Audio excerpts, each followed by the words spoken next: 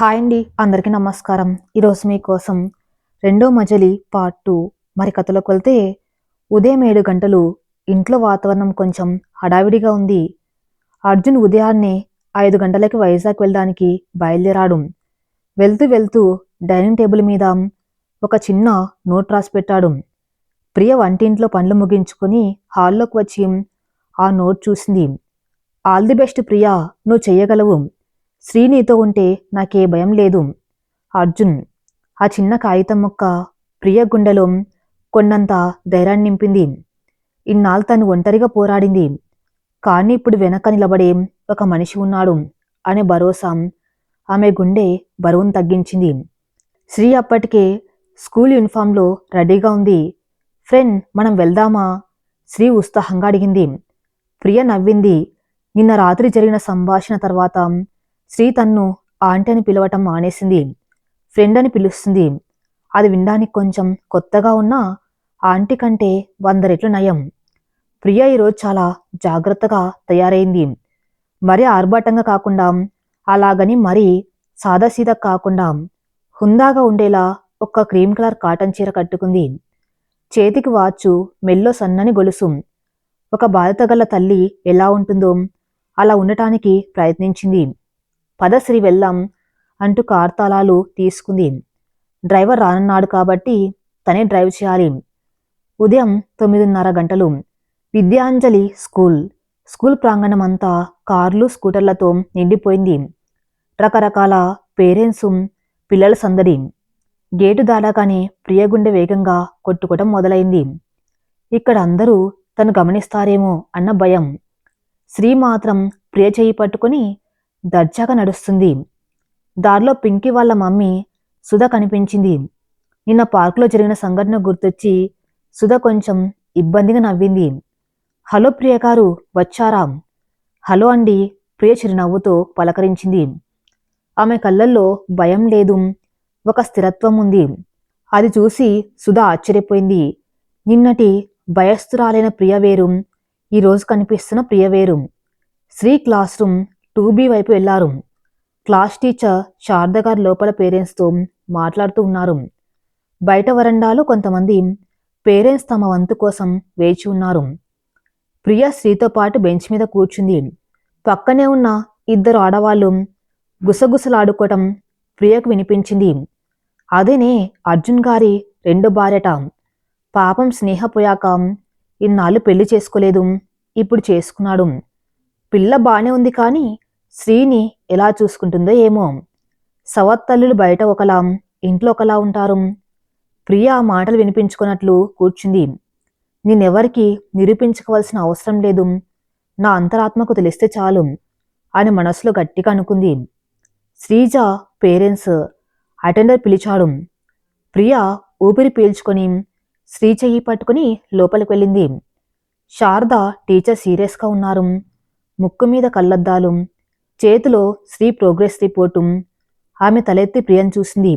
కూర్చోండి మీరు. నేను ప్రియని. శ్రీకి ఒక క్షణం ఆగింది. శ్రీ మదర్ని. ఆ మాట అంటున్నప్పుడు ప్రియ గొంతులో ఒక కంపనం, కానీ ఆమె దాన్ని దాచేసింది. టీచర్ కళ్ళద్దాలు సరిచేసుకుని ప్రియ వైపు నిశితంగా చూసింది. ఓహో, అర్జున్ గారు ఫోన్ చేశారు, మ్యారేజ్ అయిందని చెప్పారు. Congrats. Thank you madam. Teacher Sri progress report తెరిచింది. చూడండి మిసెస్ ప్రియా, శ్రీ చదువులో చాలా బ్రైట్, కానీ గత 6 నెలలుగా ఆమె చాలా డల్గా ఉంటుంది. హోంవర్క్ సరిగా చేసేది కాదు. బాక్స్లో పెట్టిన అన్నం అలాగే వెనక్కి వచ్చేది. యూనిఫామ్ కూడా నలిగిపోయి ఉండేది. పాపం అర్జున్ గారు మగవారు, ఎంతని చూసుకుంటారు? ప్రియ మౌనంగా వింటుంది. కానీ టీచర్ గొంతు మార్చింది. గత 4 రోజుల నుండి శ్రీలో చాలా మార్పు కనిపిస్తుంది. హోంవర్క్ టైంకి చేస్తుంది, క్లాసులో యాక్టివ్గా ఉంటుంది, ముఖ్యంగా లంచ్ బాక్స్ మొత్తం ఖాళీ చేస్తుంది. నిన్న అయితే మా ఫ్రెండు, అదే మా మమ్మీ ఉప్మా చేసింది, చాలా బాగుంది అని ఫ్రెండ్స్కి చెప్తుంది. ప్రియ కళ్ళల్లో మెరుపు వచ్చింది. శ్రీ వైపు చూసింది. శ్రీ సిగ్గుపడుతూ నవ్వింది. థ్యాంక్ యూ మేడం, ఇకపై శ్రీ విషయంలో ఎలాంటి కంప్లైంట్స్ రావు, నేను దగ్గరుండి చూసుకుంటాను. ప్రియ నమ్మకంగా చెప్పింది. సంతోషమండి. ఒక ఆడపిల్లకు తండ్రి ప్రేమ ఎంత ముఖ్యమో తల్లి సంరక్షణ అంతకంటే ముఖ్యం. సరే, ఇప్పుడు ఒక అడ్మినిస్ట్రేటివ్ పని ఉంది. టీచర్ ఒక రిజిస్టర్ తీసింది. ఇందులో స్టూడెంట్ డీటెయిల్స్ అప్డేట్ చేస్తున్నాం. ఇక్కడ మదర్ నేమ్ దగ్గర లేట్ స్నేహ అని ఉంది. ఇప్పుడు మీరు వచ్చారు కాబట్టి లీగల్గా మీరు అడాప్ట్ చేసుకున్నారా లేక గార్డెన్గా రాసారా? ఈ పేరుని కొట్టేసి మీ పేరు రాయమంటారా? గదిలో నిశ్శబ్దం. ఇది చాలా క్లిష్టమైన ప్రశ్న. స్నేహ పేరు కొట్టేసి తన పేరు రాయిస్తే అది స్నేహ జ్ఞాపకాలను చెరిపేసినట్లు అవుతుంది. శ్రీ మనసు నొచ్చుకుంటుంది. అలా అని తన పేరు రాయించకపోతే స్కూల్ రికార్డులో తను ఎప్పటికీ పరాయి వ్యక్తిగానే మిగిలిపోతుంది. రేపు ఏదైనా అత్యవసర పరిస్థితి వస్తే నువ్వెవరు అని అడిగే అవకాశం ఉంది. టీచర్ పెన్ పట్టుకుని ప్రియ సమాధానం కోసం చూస్తుంది. శ్రీ కూడా బిక్కుబిక్కుమంటూ చూస్తుంది. తన అమ్మ పేరు మీద గీత గీస్తారా అని భయపడుతుంది. ప్రియ దీర్ఘంగా ఆలోచించింది. ఒక నిర్ణయానికి వచ్చింది. మేడం, పెన్నివ్వండి. టీచర్ పెన్నిచ్చింది. ప్రియ ఆ రిజిస్టర్ తీసుకుంది. మదర్ నేమ్ అనే కాలంలో ఉన్న స్నేహ పేరు మీద గీత గీయలేదు. ఆమె పేరు అలాగే ఉంచింది. దాని పక్కన చిన్న బ్రాకెట్ పెట్టి అండ్ ప్రియా గార్డెన్ మదర్ అని రాసింది. అలాగే ప్రోగ్రెస్ రిపోర్ట్లో తల్లి సంతకం చేయవలసిన చోట మిస్టర్ ప్రియా అర్జున్ అని సంతకం చేసింది. టీచర్ ఆశ్చర్యంగా చూసింది. 2 పేర్లు ఉంచారా? అవును మేడం, ప్రియా దృఢంగా చెప్పింది. శ్రీకి జన్మనిచ్చింది స్నేహ గారు. ఆ నిజం ఎప్పటికీ మారదు. ఆ గౌరవం ఆమెకు దక్కాలి. కానీ శ్రీకి ఇప్పుడు జీవం పోస్తుంది, భవిష్యత్తునిస్తుంది నేను. కాబట్టి నా బాధ్యత కూడా ఇందులో ఉండాలి. రికార్డులో ఆమె పేరు చెరిపేస్తే శ్రీ గుండెల్లో గాయమవుతుంది. నాకు రికార్డులలో అమ్మ అనే టైటిల్ కంటే శ్రీ జీవితంలో అమ్మనే స్థానం ముఖ్యం. ఆ మాటలు విని శారద టీచర్ మౌనంగా ఉండిపోయింది. ఆమెకు 20 ఏళ్ల అనుభవం ఉంది. ఎంతోమంది పేరెంట్స్ని చూసింది. కానీ ఇంత పరిపక్వత, ఇంత ఔదార్యం ఉన్న మహిళను చూడలేదు. చాలా బాగా చెప్పారు ప్రియ గారు. టీచర్ నవ్వుతోంది. శ్రీ చాలా అదృష్టవంతురాలు. స్నేహ గారు ఎక్కడున్నా సంతోషిస్తారు. You can go now. Priya లేచి నించుంది. శ్రీ వెంటనే ప్రియ చేతిని గట్టిగా పట్టుకుంది. బయటకు వచ్చాక శ్రీ ప్రియ వైపు చూసి, నువ్వమ్మ పేరుని కొట్టేయలేదు కదా అని అడిగింది. ప్రియ శ్రీ ముందు మోకాల మీద కూర్చొని, నీ అమ్మ ఎప్పుడు నీతోనే ఉంటుంది శ్రీ. పేపర్ మీద పేరు కొట్టేస్తే పోయేది కాదు అమ్మ ప్రేమ. నేను జస్ట్ నీ ఫ్రెండ్ని, అమ్మకి అసిస్టెంట్ని. ఓకేనా? శ్రీ కళ్ళు మెరిశాయి. యు ఆర్ ది బెస్ట్ అని గట్టిగా అరిచి ప్రియను హక్ చేసుకుంది.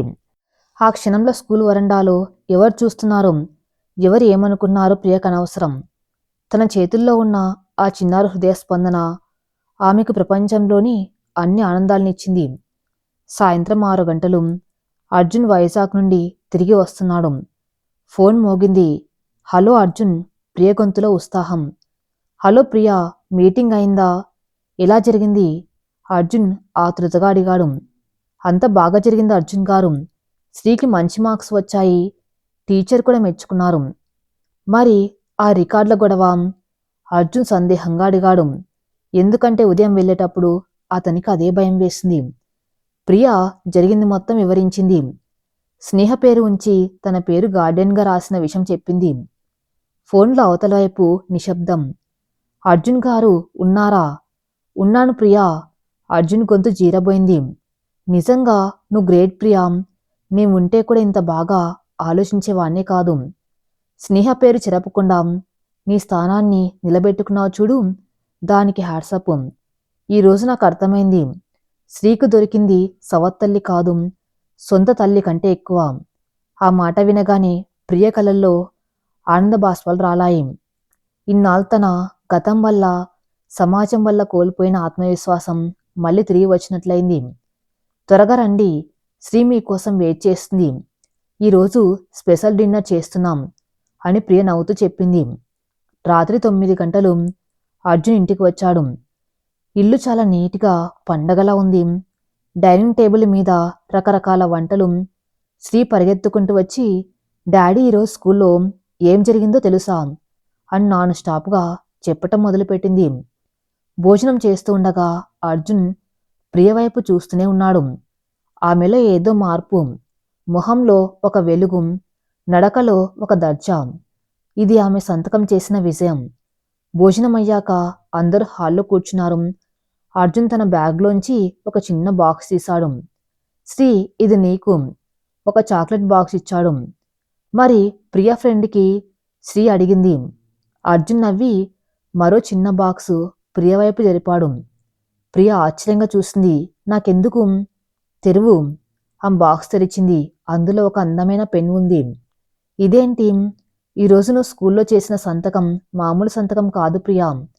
అది మా జీవితాలను ఒక దారిలో పెట్టిన సంతకం.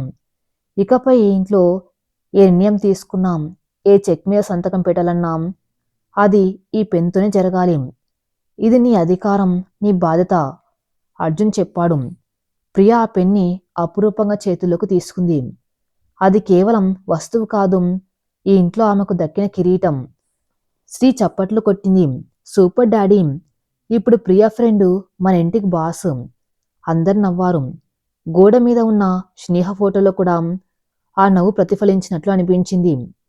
అయితే జీవితం అంటే కేవలం ఆనందాలే కాదు కదా, అసలైన పరీక్షలు ఇంకా ముందు ఉన్నాయి. అర్జున్ ప్రియల బంధం బలపడింది. శ్రీ కూడా దగ్గరైంది. కానీ ఇప్పుడు అర్జున్ తల్లి పార్వతమ్మ గారికి ఒక కొత్త భయం మొదలైంది. ఇంతగా కలిసిపోతున్నారు, మరి ప్రియకు సొంత పిల్లలు పుడితే అప్పుడు శ్రీ పరిస్థితి ఏంటి? ఆస్తి గొడవలు వస్తాయా, లేక శ్రీని నిర్లక్ష్యం చేస్తారా? ప్రియ గదిలో సర్దుతుండగా పార్వతమ్మ గారు లోపలికి వచ్చారు. ఆ ముఖంలో ఏదో ఆందోళన. ప్రియా, ఒక మాట అడగనా? అడగండి అత్తయ్య. ఇప్పుడు శ్రీని బాగానే చూసుకున్నావు, సంతోషం. కాని రేపు నీ కడుపు పండితే అప్పుడు కూడా శ్రీని ఇలాగే చూసుకోగలవా? కన్నబిడ్డ మీద ప్రేమ కలగటం సహజం కదా. ఈ ప్రశ్న ప్రియను స్తంభింపజేసింది. ఇది ఆమె ఊహించని ప్రశ్న కాదు. కానీ ఈ సమయంలో ఇంత ఆనందం మధ్యలో రావటం ఆమెను కలవరపెట్టింది. రాత్రి 10 గంటలు. గదిలో నిశ్శబ్దం రాజ్యమేలుతుంది. పార్వతమ్మ అడిగిన ప్రశ్న ప్రియ హృదయాన్ని సూటిగా తాకింది. రేపు నీ కడుపు పండితే అప్పుడు కూడా శ్రీని ఇలాగే చూసుకోగలవా? అది కేవలం ఒక అత్తగారి సందేహం మాత్రమే కాదు, తరతరాలుగా సమాజం సవత్తలుల మీద వేస్తున్న ముద్ర. ఆ ప్రశ్నకు సమాధానం చెప్పటం అంత సులభం కాదు. మాటలతో చెప్తే నమ్మరు, చేతుల్లో చూపించటానికి కాలం ఇంకా రాలేదు. ప్రియ మెల్లగా పార్వతమ్మ చేతిని తన చేతుల్లోకి తీసుకుంది. ఆమె కళ్ళల్లోకి సూటిగా చూసింది. అత్తయ్య, ఒక చెట్టుకు 2 కొమ్మలు ఉంటే చెట్టు వేరు నుండి వచ్చే నీటిని ఒక కొమ్మకే పంపి రెండో కొమ్మను ఎండబెట్టేస్తుందా? పార్వతమ్మ మౌనంగా ఉంది. ప్రేమ అనేది ఖర్చు పెడితే తరిగిపోయే ధనం కాదు అత్తయ్య. అది వెలిగించే కొద్దీ పెరిగే దీపం లాంటిది. ఒకవేళ భవిష్యత్తులో నాకు బిడ్డ పుడితే ఆ బిడ్డకు అక్కగా శ్రీ ఉంటుంది. శ్రీని చూసుకునే బాధ నాది మాత్రమే కాదు, నా కడుపున పుట్టబోయే బిడ్డది కూడా అవుతుంది. ప్రియ ఒక క్షణం ఆగి గట్టిగా నిర్ణయించుకున్నట్టు చెప్పింది. అయినా మీకు ఆ భయం అవసరం లేదు. శ్రీ నన్ను పూర్తిగా అమ్మని మనస్ఫూర్తిగా పిలిచేంత వరకు, శ్రీకి నా మీద పూర్తి నమ్మకం కలిగేంత వరకు నేను సొంత బిడ్డ గురించి ఆలోచించను. ఇది మీ కోడలిగా నా మాట. పార్వతమ్మ ఆశ్చర్యపోయింది. అంత పెద్ద మాట ఎందుకులేమ్మా? ఏదో నా పిచ్చి భయం కొద్దీ అడిగాను అంతే. నీ మనసు విన్నా అని నాకు తెలుసు అంటూ కన్నీళ్లు తుడుచుకుని వెళ్ళిపోయింది. కాని ఆ మాట మాటున ప్రియ ఎంత పెద్ద త్యాగానికి సిద్ధపడిందో ఆ గది గోడలకే తెలుసు. 2 నెలల తర్వాత రోజులు చక్రాల్లా దొర్లుతూ ఉన్నాయి. ఆ ఇంట్లో ఇప్పుడు నవ్వులు వికసిస్తూ ఉన్నాయి. అర్జున్ ప్రియల మధ్య సాన్నిహిత్యం పెరిగింది. అది శారీరక ఆకర్షణ కంటే మానసికమైన అనుబంధం. ఆఫీస్ విషయాలు అర్జున్ ప్రియతో చర్చిస్తున్నాడు. ఇంటి బాధ్యతలను ప్రియ సమర్థవంతంగా నిర్వర్తిస్తుంది. శ్రీ కూడా ప్రియకు బాగా అలవాటు పడింది. ఉదయం లేచిన దగ్గర నుంచి రాత్రి పడుకునే వరకు ప్రియా ఫ్రెండ్ అంటూ ఆమె వెంట తిరుగుతుంది. కానీ ఆ ఫ్రెండ్ అనే పిలుపు అమ్మగా ఎప్పుడు మారుతుందో ఎవరికీ తెలియదు. ఒకరోజు రాత్రి బయట జోరుగా వర్షం పడుతుంది. చల్లటి గాలి కిటికీల నుండి వస్తుంది. శ్రీ తన గదిలో నిద్రపోతూ ఉంది. అర్జున్, ప్రియ హాల్లో టీవీ చూస్తున్నారు. హఠాత్తుగా శ్రీ గదిలోంచి దగ్గు శబ్దం వినిపించింది. మొదట చిన్నగా, తర్వాత గట్టిగా. ప్రియ వెంటనే రిమోట్ పక్కన పడేసి పరిగెత్తింది. అర్జున్ కూడా వెనక్కి వెళ్ళాడు. శ్రీ మంచం మీద ముడుచుకుని పడుకుని ఉంది. ఒళ్ళంతా కాలిపోతుంది. అర్జున్ గారు, శ్రీకి ఒళ్ళు కాలిపోతుంది.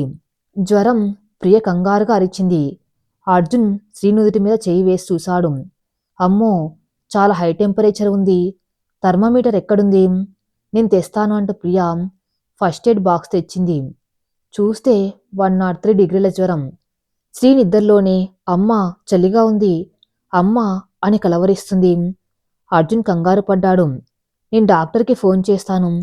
డాక్టర్ వచ్చేలోపు మనం ఏదో ఒకటి చేయాలి అంటూ ప్రియ వంటింట్లోకి పరిగెత్తింది. ఓ గిన్నెలో చల్లటి నీళ్లు, ఒక మెత్తటి గుడ్డ తీసుకుని వచ్చింది. శ్రీ పక్కన కూర్చొని ఆ గుడ్డను నీటిలో ముంచి పిండి శ్రీ నుదుటి మీద వేసింది. ఏం కాదు శ్రీ, నేనున్నాను కదా, తగ్గిపోతుంది అని మెల్లగా శ్రీ తల నిమురుతుంది. అర్జున్ డాక్టర్తో మాట్లాడి వచ్చాడు. వర్షం కదా, రావటానికి లేట్ అవుతుందట. టాబ్లెట్ల పేరు చెప్పారు, వెయ్యమన్నారు. ప్రియ రాత్రంతా కంటి మీద కొనుక్కు లేకుండా శ్రీ పక్కనే కూర్చుంది.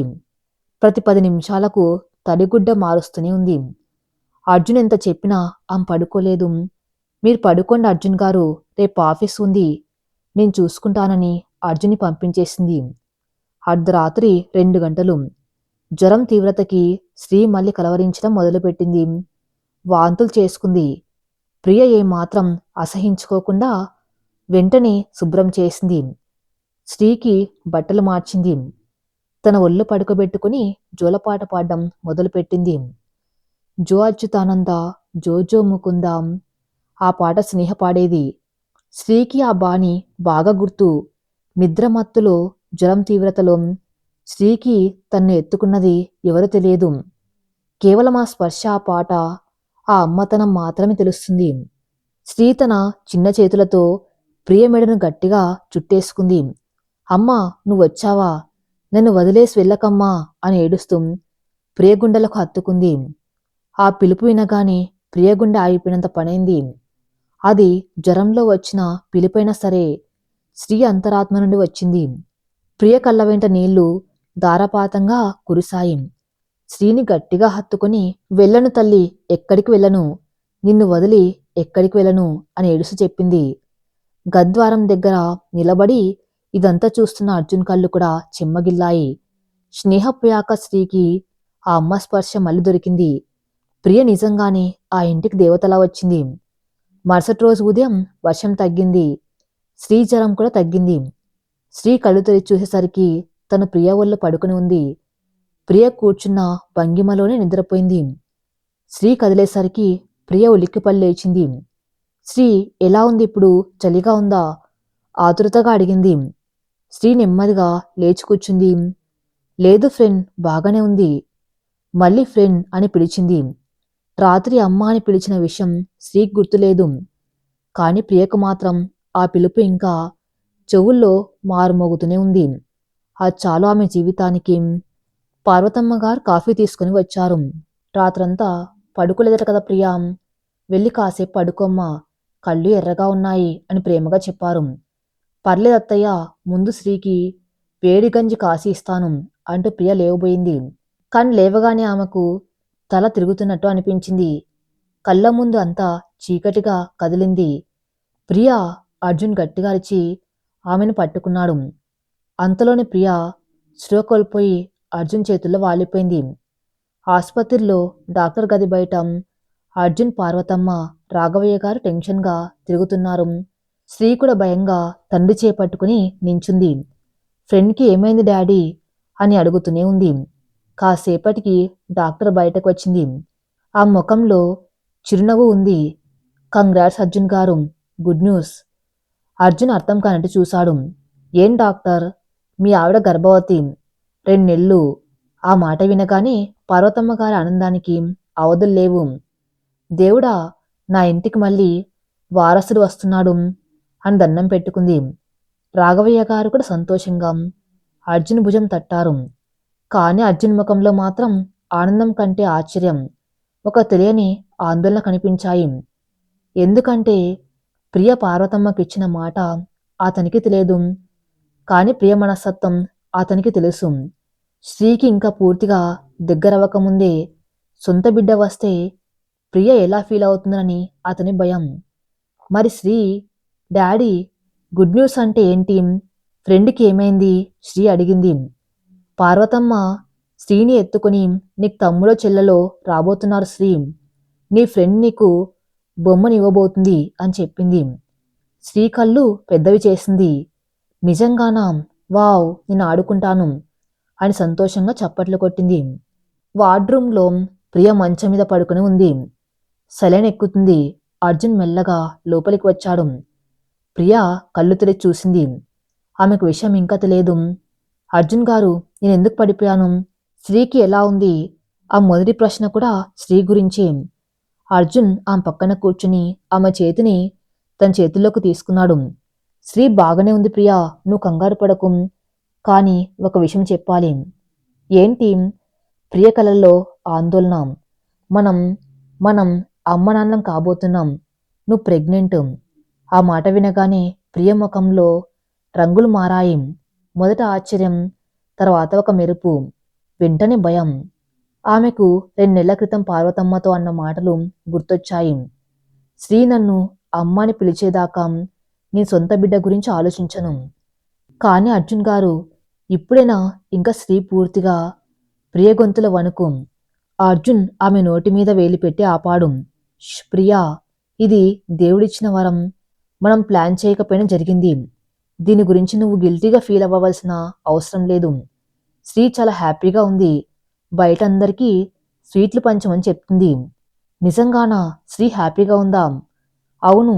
అయినా నువ్వు నిన్న రాత్రే నిరూపించుకున్నావు ప్రియా. జ్వరంలో ఉన్న శ్రీని నువ్వు చూసుకున్న తీరు చూశాక ఈ ప్రపంచంలో ఎవరికి నిన్ను శంకించే అర్హత లేదు. నీకు పుట్టబోయే బిడ్డకు శ్రీకి మధ్య నువ్వు తేడా చూపిస్తావని నీ కల్లో కూడా అనుకోను. ప్రియ కళ్ళల్లో నీళ్లు తిరిగాయి. అర్జున్ మాటలు ఆమెకు కొన్నంత ధైర్యాన్నిచ్చాయి. ఆమె తన పొట్ట మీద చేయి వేసుకుంది. అక్కడ ఒక కొత్త ప్రాణం ఉంది. తన రక్తం పంచుకొని పుట్టబోయే బిడ్డ. అదే సమయంలో బయట గదిలో తన కోసం ఎదురు చూస్తున్న శ్రీ, తన గుండె పంచుకుని పుట్టిన బిడ్డ. అంతలో గది తలుపులు తెరుచుకొని శ్రీ లోపలికి పరిగెత్తుకుంటూ వచ్చింది. ఫ్రెండ్ మంచం ఎక్కి ప్రియను హక్ చేసుకుంది. డాడీ చెప్పారు, నువ్వు నా కోసం బేబీని తెస్తున్నావట కదా. థ్యాంక్ యూ ఫ్రెండ్, నేను రోజూ ఆడిస్తాను, నా బొమ్మలన్నీ ఇస్తాను, అస్సలు ఏడిపించను. శ్రీ అమాయకపు మాటలు విని ప్రియ గుండె బరువు దిగిపోయింది. శ్రీని దగ్గరికి తీసుకుని, అవును నాన్న, నీకోసమే అంది. అక్కడ ఆ దృశ్యం చూస్తూ ఉంటే ఆ రెండో మజిలీ ప్రయాణం ఒక అందమైన మలుపు తిరిగినట్లు అనిపించింది. కాని కథ ఇంతటితో సుఖాంతం అవుతుందా? విధి ఎప్పుడు పరీక్షలు పెడుతూనే ఉంటుంది. ప్రియ గర్భం దాల్చిన విషయం తెలిసినప్పటి నుండి పార్వతమ్మ గారి ప్రవర్తనలో మార్పు వచ్చింది. ఆమె శ్రద్ధ అంతా ఇప్పుడు ప్రియ ఆరోగ్యం మీదే ఉంది. ప్రియా, నువ్వు వంగకు, ఆ బరువు ఎత్తకు, శ్రీని ఎత్తుకోకు అని ఆంక్షలు మొదలుపెట్టింది. శ్రీకి అర్థం కావటం లేదు. ఇన్నాళ్ళు తనతో ఆడుకున్న ఫ్రెండ్ ఇప్పుడు తను ఎత్తుకోవటం లేదు. పార్వతమ్మ గారు శ్రీని ప్రియకు దూరంగా ఉంచడానికి ప్రయత్నిస్తున్నారు. ఆమెకు విశ్రాంతి కావాలి, నువ్వు అల్లరి చేయకు అని శ్రీని కసురుకుంటున్నారు. ఇంట్లో పండగ వాతావరణం నెలకొంది. ప్రియ గర్భవతి అన్న వార్త ఆ ఇంటికి కొత్త కలను తెచ్చింది. రాఘవయ్య గారు తెలిసిన వాళ్ళందరికీ స్వీట్లు పంచుతున్నారు. పార్వతమ్మ గారైతే గాల్లో తేలిపోతున్నారు. కోడలికి ఏం కావాలి, ఏం తినాలి అని క్షణం తీరిక లేకుండా చూసుకుంటూ ఉన్నారు. కానీ దీపానికి కింద చీకటి ఉన్నట్టు ఆ సంబరాల వెనుక ఒక చిన్నారి మనసు ముడుచుకుపోతుంది అన్న విషయం ఎవరు గమనించలేదు, ఒక్కరు తప్ప. అది ఆ చిన్నారి మాత్రమే. ఉదయం 8 గంటలు శ్రీ స్కూల్కి రెడీ అవుతుంది. సాధారణంగా రోజు ప్రియ స్వయంగా శ్రీకి జడ వేసి బూట్లు వేసి టిఫిన్ తినిపించేది. కాని గత వారం రోజులుగా ఆ బాధ్యతను పార్వతమ్మ తీసుకుంది. అమ్మమ్మ, ఫ్రెండ్ ఎక్కడా? నాకు జడ వంకరగా ఉంది, ఫ్రెండ్ అయితే బాగా వేస్తుంది. శ్రీ మారం చేసింది. పార్వతమ్మ శ్రీని గట్టిగా అరిచింది. ష్ గట్టిగా అరవకు శ్రీ. లోపల ప్రియ పడుకుంది. రాత్రంతా వాంతులతో నిద్రపోలేదు పాపం. నువ్వెళ్ళి డిస్టర్బ్ చేయకు. ఈ జడ బాగానే ఉందిలే. రా టిఫిన్ తిందువు గాని. శ్రీముఖం చిన్నబోయింది. తన ఫ్రెండ్కి జ్వరం వస్తే తను రాత్రంతా పక్కనే కూర్చుంది. కానీ ఇప్పుడు తనకు తన ఫ్రెండ్ని చూసే అర్హత కూడా లేదా? శ్రీ డల్గా డైనింగ్ టేబుల్ దగ్గర కూర్చుంది. ప్రియ గత్తలుపులు మూసి ఉన్నాయి. శ్రీ కళ్ళు మాటిమాటికి ఆ తలుపు వైపే చూస్తున్నాయి. లోపల ఏమవుతుంది? కొత్త బేబీ వస్తుంది కాబట్టి నన్ను పక్కన పెట్టేస్తారా అనే ఆలోచన ఆ 5 ఏళ్ల మెదల్లో విషంలో పాకటం మొదలైంది. అప్పుడే అర్జున్ ఆఫీస్కి రెడీ వచ్చాడు. అమ్మ, ప్రియ లేచిందా అని అడిగాడు. లేదురా, ఇప్పుడే పడుకుంది. నువ్వెళ్ళు, నేను చూసుకుంటాను అంది పార్వతమ్మ. అర్జున్ శ్రీ దగ్గరకు వచ్చి బుగ్గ మీద ముద్దు పెట్టి బాయ్ శ్రీ, ఈవినింగ్ వస్తాను అని చెప్పి వెళ్ళిపోయాడు. శ్రీకి అనిపించింది అందరూ బిజీ అయిపోయారు. డాడీ ఆఫీస్కి, అమ్మమ్మ ఫ్రెండ్ సేవలో, తాతయ్య ఫోన్లలో, తను మాత్రం ఒంటరి. సాయంత్రం 5 గంటలు శ్రీ స్కూల్ నుండి వచ్చింది. సాధారణంగా రాగానే బ్యాగ్ పడేసి ప్రియ దగ్గరికి పరిగెత్తేది. కానీ ఈరోజు నిశ్శబ్దంగా వచ్చి సోఫాలో కూర్చుంది. ప్రియ హాల్లో సోఫాలో పడుకుని పుస్తకం చదువుతుంది. శ్రీను చూడగానే పుస్తకం పక్కన పెట్టి లేచి కూర్చోడానికి ప్రయత్నించింది. శ్రీ వచ్చావా, రాయిటు అని చేతులు చాచింది. శ్రీ మొహంలో ఆనందం మెరిసింది.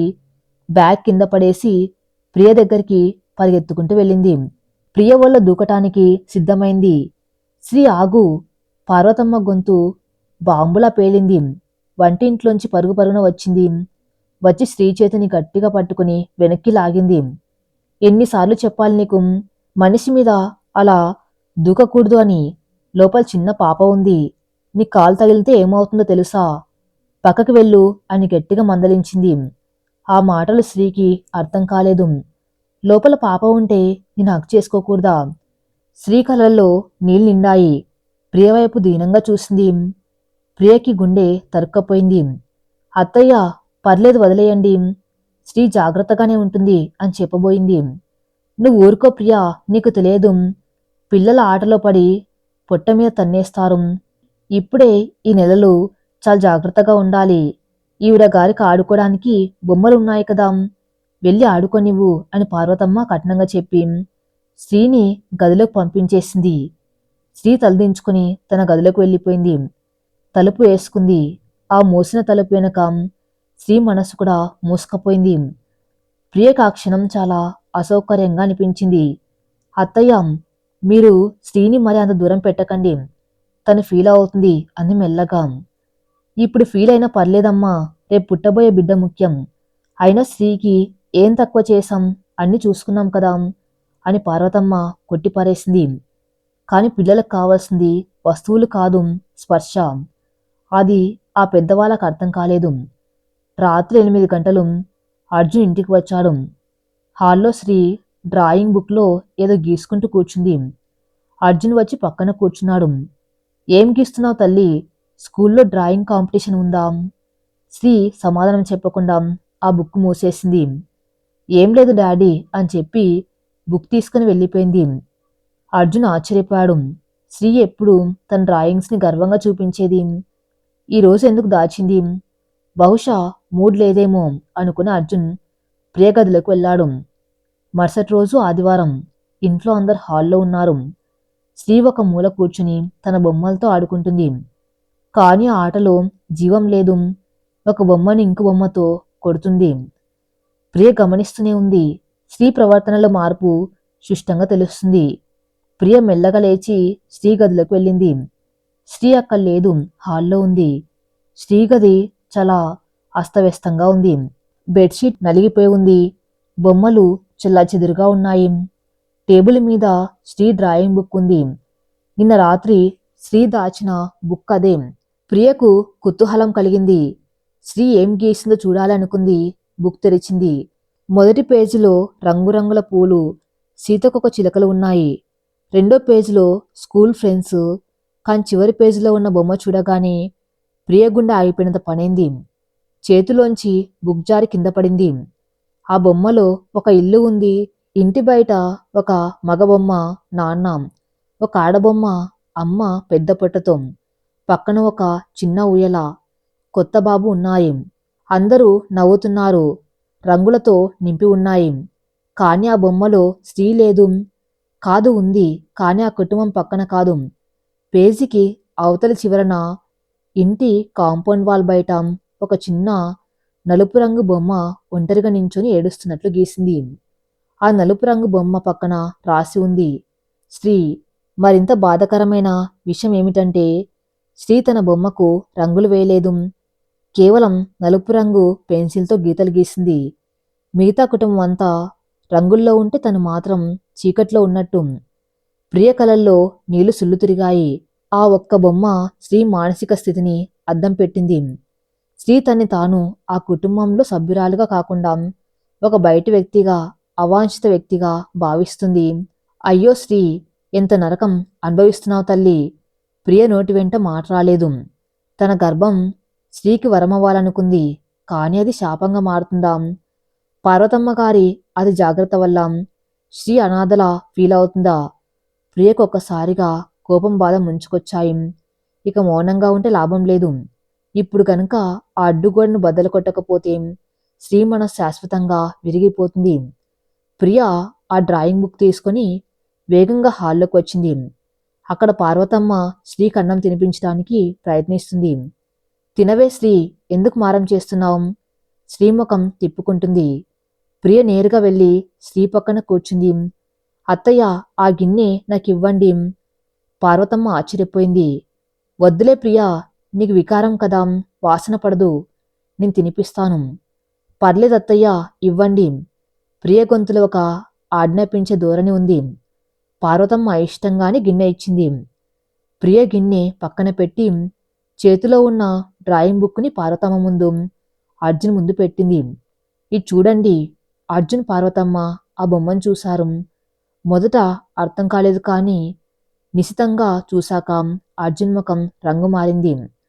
పార్వతమ్మ గారు నోరెళ్లబెట్టారు. చూసారా? ప్రియ గొంతు వణికింది. మనం సంబరాల్లో మునిగిపోయి ఈ చిన్నారిని ఎంత దూరం పెట్టామో ఈ బొమ్మ చెప్తుంది. స్త్రీ తన్ని తాను మన ఇంట్లో మనిషిగా కాకుండా గేటు బయట ఉన్న అనాథల గీసుకుంది. స్త్రీ భయంగా ప్రియవైపు చూసింది. తన రహస్యం బయటపడిందని వణికిపోతుంది. ప్రియ స్త్రీవైపు తిరిగింది. స్త్రీ స్త్రీ తలదించుకుంది. ప్రియ ఒక్క ఉదుటిన స్త్రీని 2 చేతుల్లో ఎత్తుకుని తన ఒళ్ళో కూర్చోబెట్టుకుంది. పార్వతమ్మ గారు అరిచారు. ప్రియా, ఏం చేస్తున్నావు? బరువు పొట్ట మీద పడుతుంది. ప్రియ పార్వతమ్మ వైపు తీక్షణంగా చూసింది. ఏం కాదత్తయ్యా, నా కడుపులో ఉన్న బిడ్డకు రక్షణ కావాలి నిజమే, కానీ నా ఒళ్ళో ఉన్న బిడ్డకు అమ్మ కావాలి. ఇది ఇంకా ముఖ్యం. హాల్ అంతా నిశ్శబ్దం. మీరు జాగ్రత్తగా ఉండమన్నారు, అర్థం చేసుకోగలను. కానీ ఆ జాగ్రత్త స్త్రీకి శిక్షగా మారింది. గర్భం అంటే జబ్బు కాదు అత్తయ్య. ఒక బిడ్డను మోస్తూ ఇంకో బిడ్డను ఎత్తుకోలేని నిస్సత్తువ నాకు లేదు. నాకు స్త్రీ బరువు నా పొట్టకు భారం కాదు, నా గుండెకు బలం. ప్రియ మాటలు తూటల్లా పేలాయి. అర్జున్ కళ్ళు చెమ్మగిల్లాయి. తన భార్యలో ఇంత ధైర్యం, ఇంత స్పష్టత ఉందని అతనికి ఇప్పుడే తెలిసింది.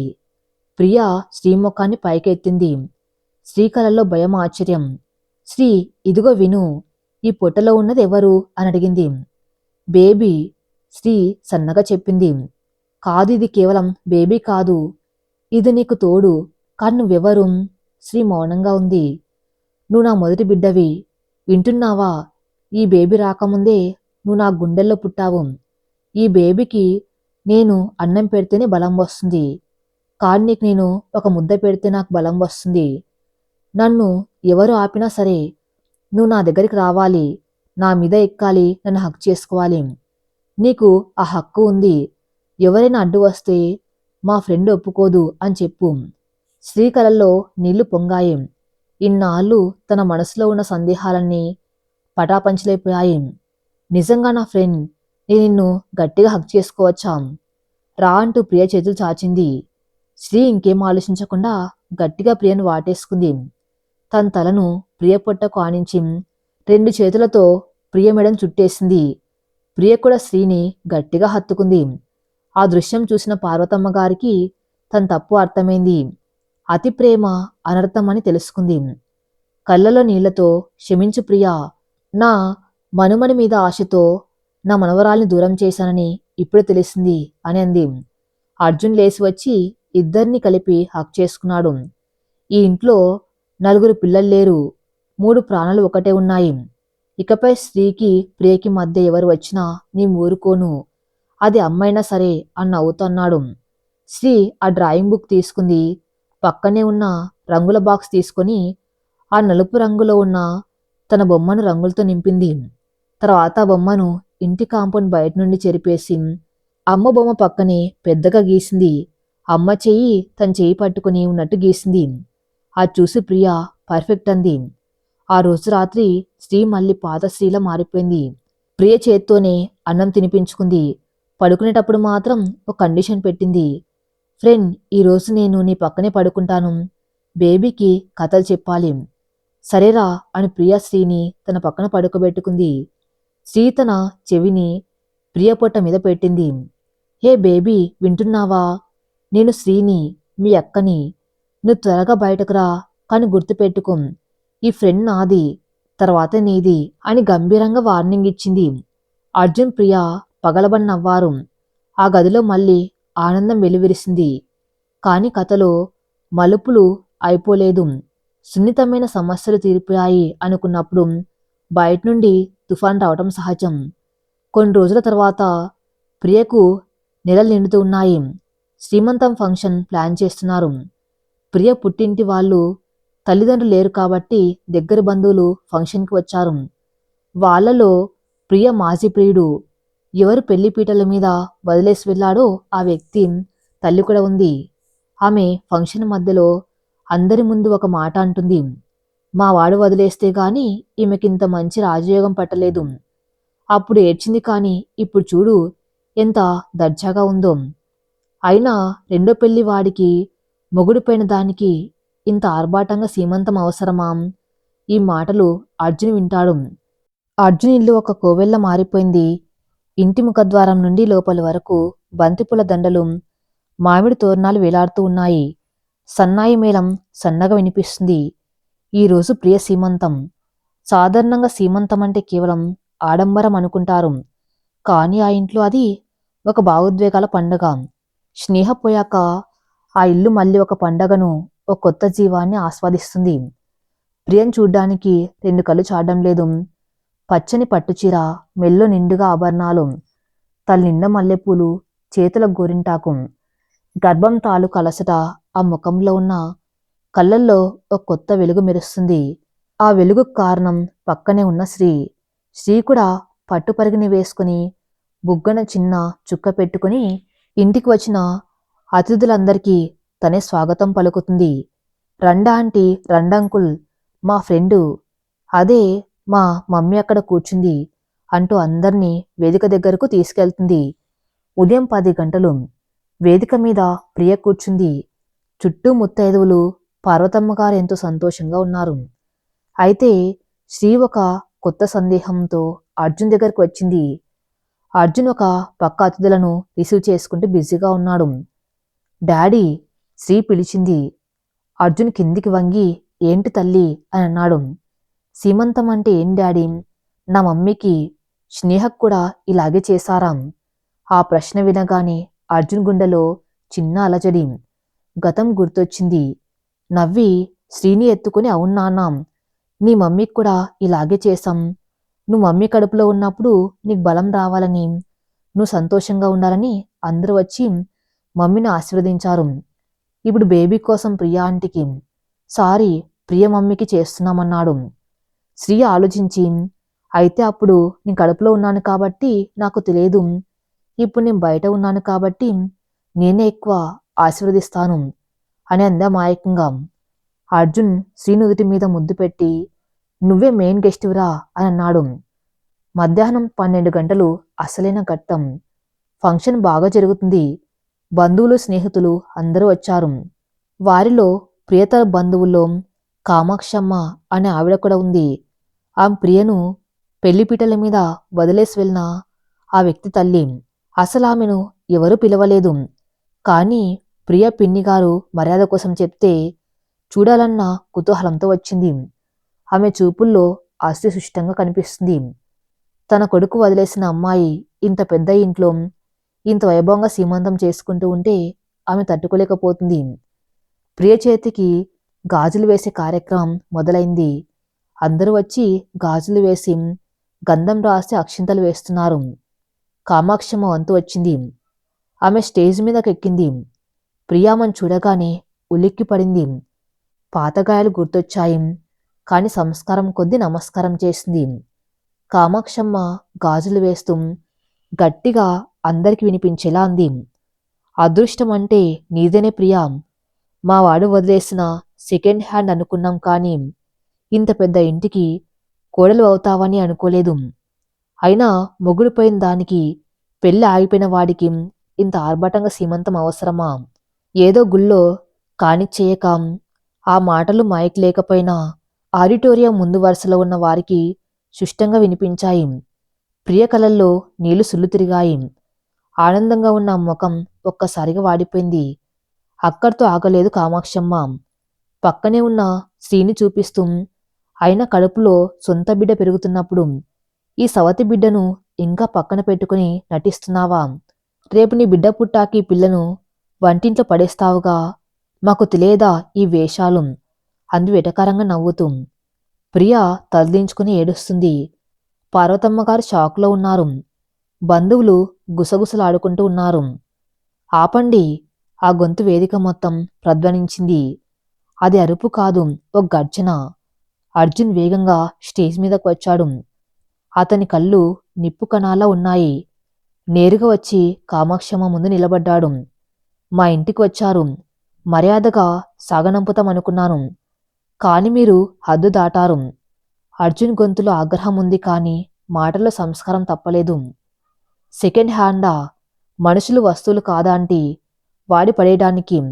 మీ అబ్బాయికి ధైర్యం లేక బాధ తీసుకోలేక పారిపోయాడు. అది అతని చేతకానితనం. దాన్ని మీరు ప్రియ దురదృష్టమని ఎలా అంటారు? నిజానికది ఆమె అదృష్టం. ఎందుకంటే ఆ పిరికివాడికి భార్య అయ్యే కర్మ ఆమెకు తప్పింది. హాల్ మొత్తం నిశ్శబ్దం. Pin drop silence. అర్జున్ ప్రియభుజం మీద చేయి వేసి అందరికి వినిపించేలా చెప్పాడు. అవును, ఇది రెండో పెళ్లి. నాకు ఆమెకిద్దరికి ఇది రెండో ప్రయాణమే. మొదటి ప్రయాణంలో మా గాయాలయ్యాయి. కాని రెండో ప్రయాణంలో మాకు తోడు దొరికింది. ఒక స్త్రీ గర్భం దాల్చడం అనేది సృష్టి కార్యం.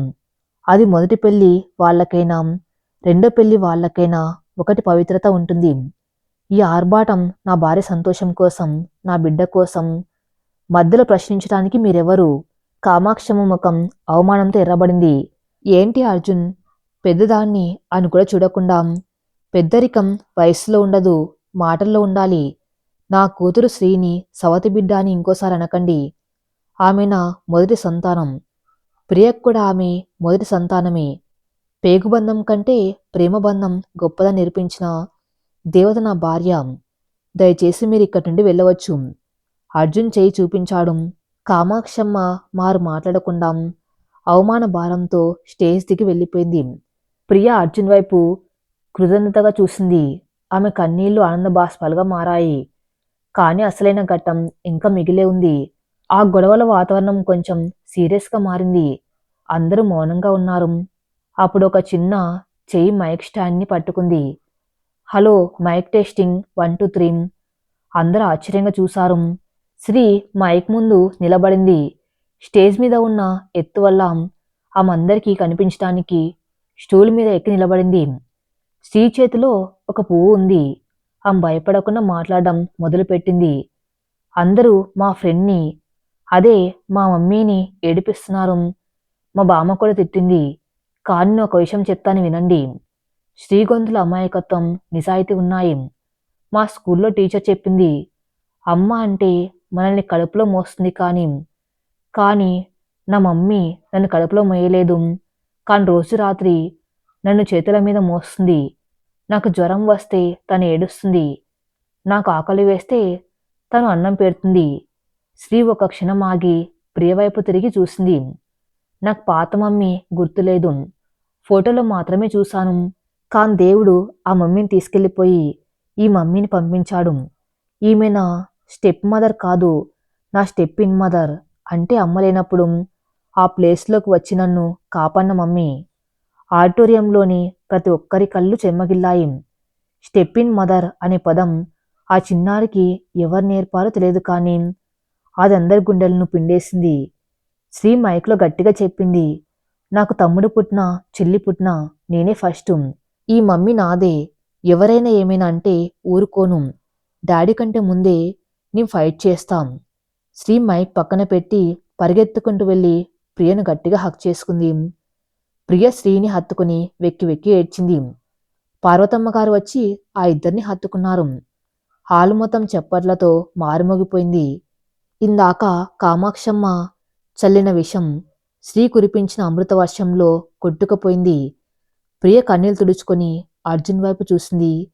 అర్జున్ నవ్వుతూ కన్ను గీటాడు. చూసావా నా కూతురు పవర్ అన్నట్టు. ఫంక్షన్ చివర్లో అందరూ భోజనాలకు వెళ్లారు. ప్రియ అర్జున్ స్టేజ్ మీద కూర్చొని ఉన్నారు. శ్రీ అలసిపోయి అర్జున్ ఒళ్ళో నిద్రపోయింది. అర్జున్ గారు ప్రియ పిలిచింది. చెప్పు ప్రియా, ఈరోజు మీరు నా కోసం నిలబడ్డారు. శ్రీ నా కోసం మాట్లాడింది. నా జీవితంలో ఇంతకంటే గొప్ప రోజు ఇంకొకటి ఉండదు. నా గతం నాకిచ్చిన గాయాలన్నీ ఈరోజు మానిపోయాయి. అర్జున్ ఆమె చేతిని పట్టుకుని, మనం ఇంకా చాలా దూరం ప్రయాణించాలి ప్రియా. ఇది మన రెండో మజిలీలో ఒక విజయం మాత్రమే. ఇక ముందు మనకు 2 పిల్లలు ఉంటారు. బాధ్యత పెరుగుతుంది అని అన్నాడు. అవును, కానీ నాకు భయం లేదు. ఎందుకంటే నాకు అండగా నా పెద్ద కూతురు శ్రీ ఉంది. ఆ నిద్రపోతున్న శ్రీ వైపు ప్రేమగా చూసింది ప్రియా. 3 వారాల తర్వాత అర్ధరాత్రి 2 గంటలు ప్రియకు నొప్పులు మొదలయ్యాయి. ఇంట్లో హడావిడి. అర్జున్ కారు తీశాడు. పార్వతమ్మ శ్రీని చూసుకోవడానికి ఇంట్లోనే ఉంటానంది. కాని శ్రీ ఒప్పుకోలేదు. నేను కూడా వస్తా, నా తమ్ముడు వస్తున్నాడు కదా అని మారం చేసింది. శ్రీని కూడా తీసుకుని హాస్పిటల్కి వెళ్లారు. లేబర్ రూమ్ బయట అర్జున్ అటు ఇటు తిరుగుతున్నాడు. శ్రీ బెంచ్ మీద కూర్చుని దేవుడికి దండం పెట్టుకుంటుంది. దేవుడా ప్లీజ్, నా ఫ్రెండ్కి నొప్పి రాకూడదు. బేబీ త్వరగా వచ్చేయాలి. సమయం గడుస్తుంది. లోపల నుండి ప్రియ అరుపులు వినిపిస్తున్నాయి. అది విని శ్రీ కలల్లో నీళ్లు వచ్చాయి. డాడీ, ఫ్రెండ్ ఎందుకు అరుస్తుంది? వెళ్దాం పద డాడీ అని అర్జున్ని లాగింది.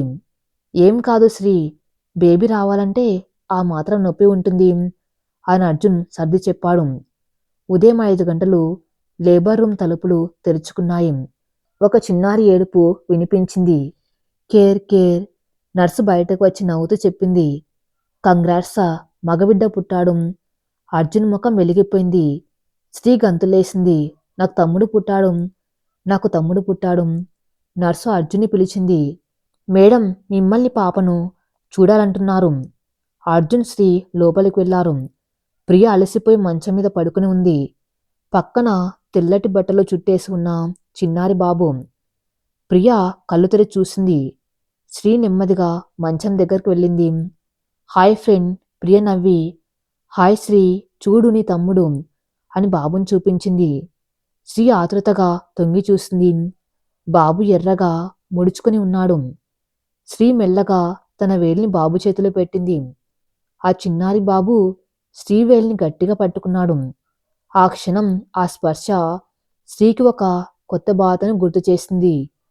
డాడీ, వాడు నా వేలు పట్టుకున్నాడు, వదలట్లేదు. శ్రీ సంతోషంగా అరిచింది. అవును శ్రీ, వాడి జీవితాంతం నేను ఇలాగే పట్టుకుని ఉంటాడు. నువ్వే వాడికి గైడ్, నువ్వే వాడికి సెకండ్ మదర్ అర్జున్ చెప్పాడు. ప్రియ సంతోషంగా ఆ దృశ్యాన్ని చూస్తుంది. అర్జున్ గారు, వాడికి ఏం పేరు పెడదాం అని అడిగింది. అర్జున్ శ్రీ వైపు చూశాడు. శ్రీ, నువ్వే చెప్పు, తమ్ముడికి ఏం పేరు పెడదాం? శ్రీ ఆలోచించింది. ఆమెకు స్కూల్లో టీచర్ చెప్పిన పాఠం గుర్తొచ్చింది. రాముడు లక్ష్మణుడు. లక్కీ, శ్రీ చెప్పింది. లక్కీనా? అందరు నవ్వారు. అవును, వాడు నా తమ్ముడు కదా, అందుకే లక్కీ. సరే, వాడి నిక్నేమ్ లక్కీ, అసలు పేరు తర్వాత ఆలోచిద్దాం అర్జున్ అన్నాడు. కథ సుఖాంతమైనట్లే అనిపిస్తుంది కదా, కాని ఒక కొత్త బిడ్డ రాకతో స్త్రీ స్థానం నిజంగానే పదిలంగా ఉంటుందా? లక్కి పెరిగే కొద్ది బంధువులు వీడి సొంత రక్తం, ఆమె సవతి బిడ్డ అనే భేదభావం చూపిస్తారా? ముఖ్యంగా ఆస్తి విషయాలు, బంధువుల మాటలు స్త్రీ మనసులో మళ్ళీ విషం చిమ్ముతాయా? ఏమవుతుందో నెక్స్ట్ పార్ట్లో చూద్దాం. నెక్స్ట్ పార్ట్ కోసం నా ఛానల్ని ఫాలో అవుతూనండి. Thank you for listening.